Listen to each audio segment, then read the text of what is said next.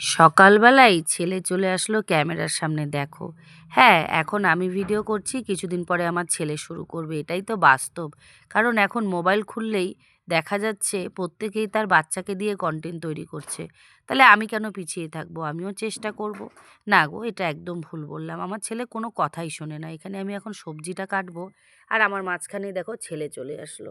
আর ছেলেকে তো কোথাও মানে ওকে যদি বলি বাবা একটু ওদিকে যাও, ও আমার সামনেই আসবে। যদি বলি বাবা এখন ভিডিও করব তুমি কথা বলবে না, ও তখনই কথাটা বলবে। যদি বলি বাবা এই কাজটা করবে না, ও তখনই ওই কাজটাই করবে। জানো তো, একদম অপোজিট। তার জন্য আমি কিছুই বলি না। ও কী করে করুক, ও ওর মতন করতে থাকে, আমি আমার মতন কাজ করতে থাকি। তো কাটাকাটি কিছুটা করে নিলাম, মানে প্রথমে যে সবজি টবজিগুলো রান্না করব কিছুটা কাটাকাটি করে নিলাম।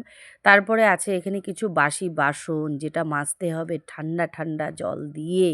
কি করব বলো, কাজ তো করতেই হবে। বাসন কোসন মাইজে নেওয়ার পর বর হঠাৎ করে বলল, এই টুম্পা তাড়াতাড়ি রেডি হও, বাজারে যেতে হবে। আমি যেমনি ছিলাম অমনি বেরিয়ে পড়লাম। মা, এটা আমার সাথে কি হলো?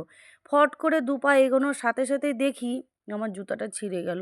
এবার বাজার যাওয়ার যার নেশা, সে কি জুতা ছিঁড়ে গেল বলে পিছিয়ে যাবে? কখনোই না। আবার সব কিছু ভুলে জুতা ছেঁড়া নিয়েই চলে পড়লাম গাড়িতে। গাড়িতে বসে বসেই তো যাবো, অত কে দেখতে যাবে? যে দেখবে দেখবে। কেউ যদি আমাকে বলে, ও দিদিভাই তোমার জুতাটা ছেঁড়া, আমি তাকে বলবো দাদা একজোড়া কিনে দিবেন, জুতাটা ছিঁড়ে গেল।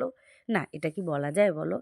তার কারণ হলো, ছেঁড়া জুতাটা নিয়ে আমি বাজারের দিকে যাচ্ছি, ফেবিকুইক নিব, জুতাটাতে লাগিয়ে নেব। তার কারণে আমি এই জুতাটা পরেই বের হলাম। কারণ দেখো, জুতাটা কিনছি ১-১.৫ মাসও হয় নাই, তাতে জুতার একটা ঘাট খুলে গেল। তাতে কি জুতাটা আমি ফেলে দিব? কোনো দিন না। রশি দিয়ে বাইন্ধে যদি পরতে হয় তবেও আমি জুতাটা ফেলবো না। এই করতে করতে চলে আসলাম বাজারের মধ্যে। প্রথমেই চলে আসলাম মাছ বাজার।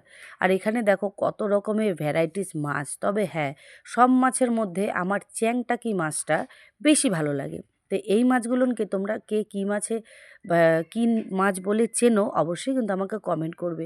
আর একটা কথা তোমাদেরকে বলি, তোমরা আমার ভিডিওটা দেখো ঠিকই, কমেন্ট করো না কেন বলো তো? কমেন্ট করতে তো আর কোনো খরচা লাগে না। অবশ্যই একটা করে কমেন্ট করবে।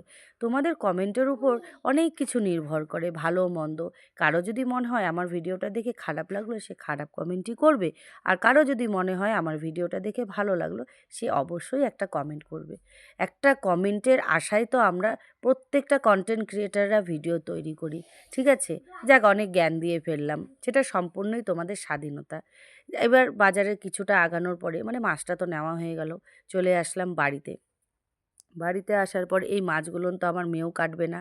আর আমার শাশুড়িকে আমি মাছ ফাছ কাটতে টাটতে দেই না। তা আমি নিয়ে বসে পড়লাম মাছগুলো নিয়ে ছাই দিয়ে। বেশ ভালোই লাগে। এই মাছগুলো কাটতে আমার ভালোই লাগে।